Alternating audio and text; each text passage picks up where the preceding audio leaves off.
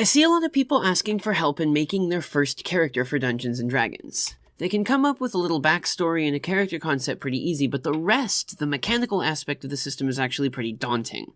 I mean, that's understandable really, the numbers and bonuses and the like can seem pretty overwhelming to someone who's not familiar with the system. So, allow me to be your tutor in these first steps to take toward making your first character. We'll look at the anatomy of the character sheet and go through each bit of it in the order that I think is easiest for creating a character. This is your character sheet. Or, well, the official one, anyway. You can find all kinds of other ones available on the web, but this one is pretty standard, so we're going to use it. The top of the sheet has space for your character's name, their class and level, their background, their race, and their alignment, as well as your name and the current amount of experience points that they've got. Your character's name is something personal for you, so you can do this first or last or anywhere in between. Do you have a concept for your character? Maybe they're like a gentleman thief who steals from the rich and donates at soup kitchens? Or maybe they're like a religious zealot who evangelizes and smites evil? Or are they like a studious but perhaps absent-minded magician with an arsenal of spells but no social graces? If you have this sort of vague idea about the character that you want, you'll have a way easier time of building that character. I feel like it's important to step back for a moment here and also say that you are fully allowed and in fact encouraged to take inspiration from popular media or your favorite book or whatever to use as your character archetype. For instance, do you really like Star Wars and want to be a sort of like Jedi type with magic and lightsaber skills? Well, you can consider doing that by rolling a Warlock, making your pact with the Celestial from Xanathar's Guide to Everything to mimic their attachment to the Force, and then at level 3 you take the pact boon, Pact of the Blade. What that gets you there is a magic weapon that you can summon out of nowhere, kind of like a lightsaber does, that you can decide what the weapon looks like. So if you want like a light spear or a light axe, you can definitely do that. And the contract that you have with your patron, the Celestial, could very well mimic the way that Jedi view the Force. What if you really like James Bond and his sort of cool combat skills and unique gadgets and the ability to swoon anyone he looks at? Well, you could go rogue to get sneak attack bonuses, take assassin as your roguish archetype at level 3, and learn skills like persuasion and intimidation to make your social abilities skyrocket. Do you want to be Lindsay Sterling, for instance, a real actual person, and just be insane at music? Well, then you absolutely must choose the Bard class, take College of Glamour from the Xanathar's Guide that I mentioned before at level 3, and make all of the things that you do spring from the music you perform. And then when you perform music, you get this ability that allows you to charm literally everyone who listens to you. It's kind of like what Lindsay Sterling would do. Basically, any entity in the media or in published works, or even from fanfiction and YouTube junk, can be inspiration for a character. You are allowed, even encouraged, to find inspiration from places like this or indeed anywhere else. Don't let anyone rag on you for using an inspiration or a character archetype to build your character. Okay, back to the character making though. Let's say that you have your character idea in mind. The next thing that you'll need to do is roll up your 6 ability scores, or stats, as we sometimes call them. There are several ways of doing this, but the most common way is what's called the 4d6 method. So you're going to grab 4 6-sided dice and a piece of scrap paper, and then we'll get started from there. First, roll all 4 dice. Then remove the lowest numbered die from that result. Then add up the rest of the remaining dice and write that number down.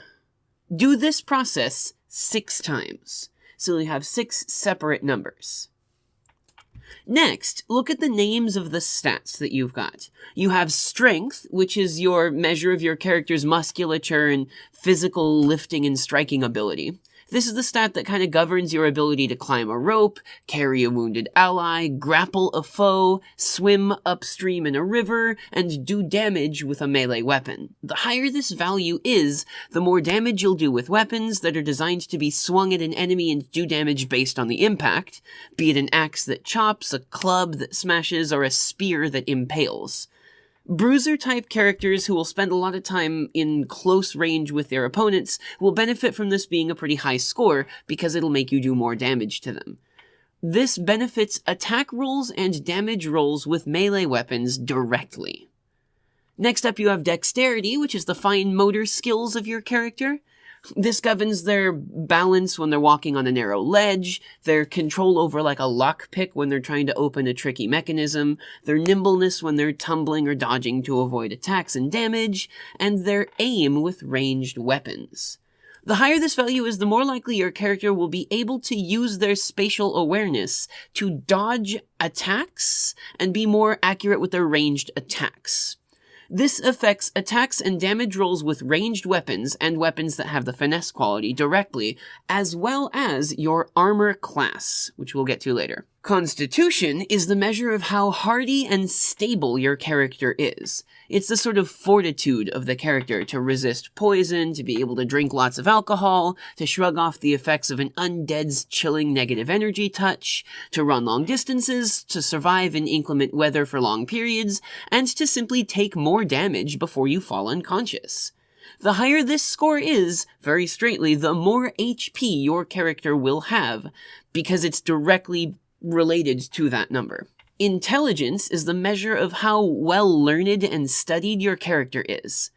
This indicates their study of history, religion, magic, their ability to recall complex details of a symbol that they saw once, their ability to correlate thoughts and ideas with each other and find out more information on a topic.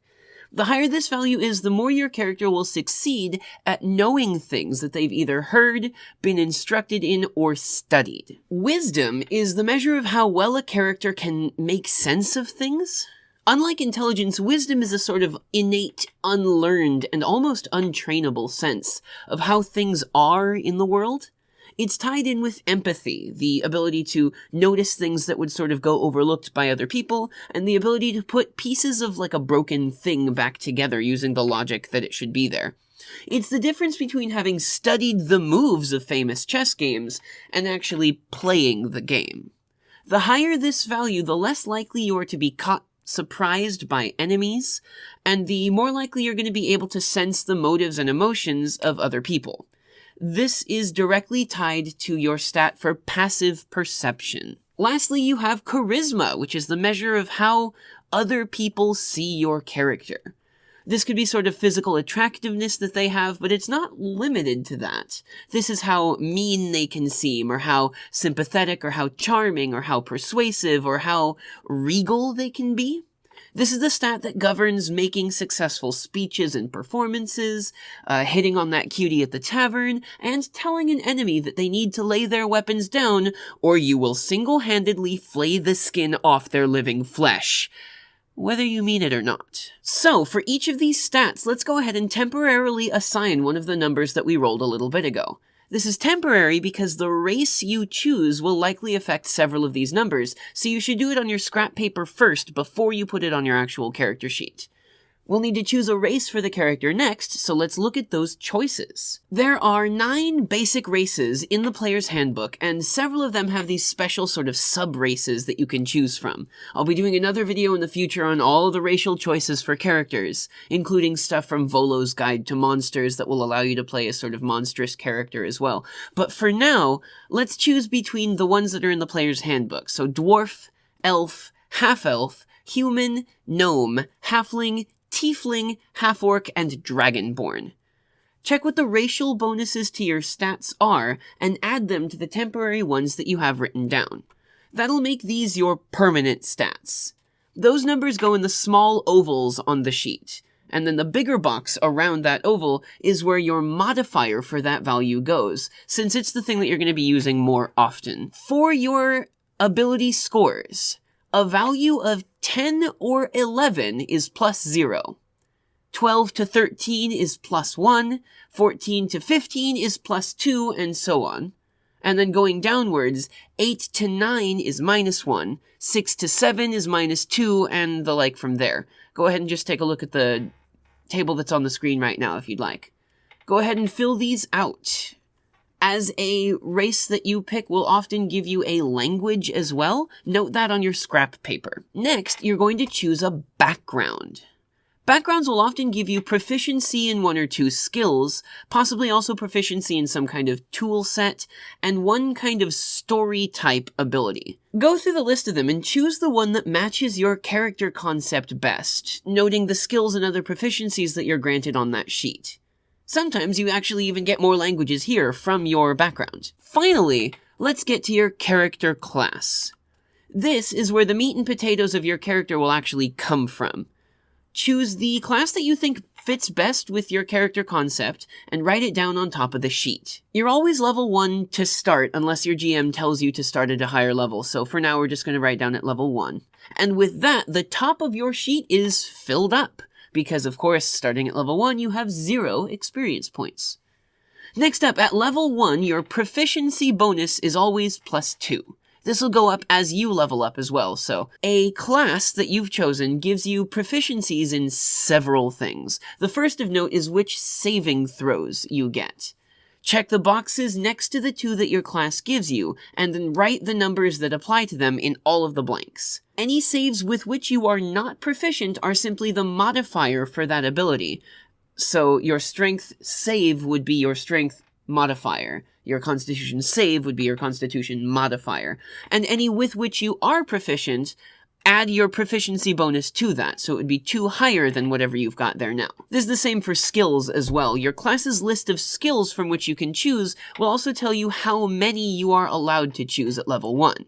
So go ahead and mark the ones that you choose in that little box with a check mark or whatever, and then fill out the numbers for all your skills the same way that you did for your saves. The ones that you choose are made up of your proficiency bonus plus the modifier from the relevant stat that applies to it, and the ones that you didn't check are just the stat modifier. You will also get proficiency in things like weapons, armor, and tools at this point. Those will go in this little part of the sheet down here, so that you know what things you are and are not trained in or skilled with. If you somehow have gained more languages between the last time we talked about it and now, add them to that list and put them also in this box. You'll get some basic equipment from your background as well as some from your class choice. We'll start with any armor that you get. You can look up on the armor table what kind of bonuses you get while wearing what armor. So if you wear no armor, your base armor class is 10 plus your dexterity modifier.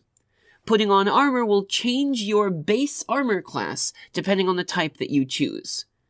Another thing to take note of is that some armor allows you to add your dexterity bonus to it, and some does not. So a heavier armor will give you like a base armor class of 15, but you don't add your agility to it because it's too heavy to dodge stuff in. Whereas something like a leather armor, which is light, you can still be lithe and nimble and dodge around with. Some armor also imposes disadvantage on stealth checks while you're wearing it, and some does not.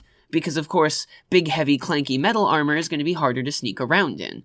And in addition, if you are a spellcaster and are wearing armor, you absolutely must have proficiency in the armor you are wearing, or else you cannot cast any spells until you take that armor off. So if you are a wizard, you don't get armor proficiency unless you somehow gain it later. Don't wear armor if you want to cast your spells. Next up, let's talk weaponry. Each weapon has a different amount of damage that it does, plus some various extra abilities or qualities that they may or may not have. Note on the sheet which weapon you've got, like rapier or longsword or shortbow or whatever. If you have proficiency with that weapon, your attack bonus is your proficiency bonus plus your relevant ability score modifier, almost always strength for melee weapons and dexterity for ranged weapons. If you are using a weapon with which you are not proficient, you do not add your proficiency modifier just like all of the other stuff. Then, note what kind of damage it does, and also the damage dice that it does, and write those down, adding the bonus from your relevant stat modifier to it. If that weapon has a special quality, go ahead and note that as well. Special qualities include things like two-handed, which obviously means that you have to use the weapon with both hands in order to use it. Heavy, which imposes disadvantage on checks made with that kind of weapon by small creatures like gnomes and halflings. Versatile, which allows the wielder to use it either one-handed or two-handed, and increase the damage done if it's being used two-handed. and thrown, which allows the weapon to be used for either a ranged attack or a melee attack, things like spears and throwing axes and that sort of stuff. Note also whatever extra equipment that you have, your explorer's pack, your fancy musical instrument, your calligrapher's tools, or whatever else you've gotten. Now, let's note your special abilities that you get from your race and class and background in the section to the right of the sheet. This is where you can make notes of the abilities that you think you'll be using the most often, like your dark vision if you have it from being a tiefling or a dwarf or an elf or almost anything that's not a human, your sneak attack damage if you're using a rogue, the number of times that you're allowed to go into a rage before resting if you're a barbarian, stuff like that. I use this bit of the sheet as a sort of like reminder text, and then use the space on the second page of the sheet to write out the actual full text of the ability, to have it on hand so that you don't have to look it up every time that you want it. That said, I also like to note the page of what book it was where you got that ability. Next up, let's take care of your character's speed. Since you have your class and your race already, you should be able to look up the things that will affect the speed that you've got. Sometimes your class abilities will change your speed, but I don't actually think there are any class abilities that change speed at level 1. So, for most characters, your speed is going to be 30 feet. If you're a small character like a dwarf or a gnome or a halfling, it's going to be 25 feet. Next up, we're going to look at your hit points. Your hit points are, like I mentioned earlier, directly tied to your constitution score, and they're also tied to your class. Each class has a different die that they use as their hit die, which is the thing that you roll to see how many hit points you get when you gain a level. At level 1, you have the maximum possible number of hit points that you could have. So, it would be whatever your class's hit die is, the maximum number of that, plus your constitution modifier. So if you're playing a sorcerer, for instance, sorcerers have a d6 for their hit die, so you would get 6, the highest number on a d6, plus your constitution modifier for your current hit points and your hit point maximum on that top box. You don't have any temporary hit points to start with. That's a thing that happens with magic and junk later. The little box under that says hit dice is going to ask how many hit dice you have right now out of how many you have total. At level 1, you have 1 total and 1 available. The last thing on the front page should be your initiative. I've left this for last in case something that you've done or a class ability or whatever would affect that ability. Your initiative is equal to your dexterity modifier unless something specifically states that it adds or subtracts from initiative. You absolutely do not add your proficiency bonus to your initiative. Let's put that argument to bed. Page 1 is finished. Now we go on to page 2. This page is largely flavor stuff, things that will happen in your story for like character notes, and text for the abilities that you have, like I mentioned a moment ago, as well as a place to keep notes of like the large amounts of treasure that you get. There, on the front page, there's a space to mark how many pieces of silver and pieces of gold and whatever that you've got, but this place here will allow you to catalog the non-gold treasures, like arts, pieces, gems, other sort of semi-magical things that you may obtain that you'll have to sell for gold later. Page 3 is the spellcasting sheet, which is only applicable to your character if you can cast spells. So if you're a spellcasting class, you will know which ability score is your spellcasting ability by looking at your character class description. Go ahead and write that in the box on the top left. Your spell save DC is generally 8, plus your proficiency bonus, which is 2 at level 1, plus your spellcasting ability bonus. Your spell attack bonus is generally just your proficiency bonus plus your ability bonus at that time. Go ahead and fill those out. You'll know if you need them if you are using a spell that will use them. This spell sheet tends to really only be useful for the spellcasting types that don't prepare spells from a list available, like the bard, the sorcerer, the warlock. They have a smaller list of spells that they know how to use.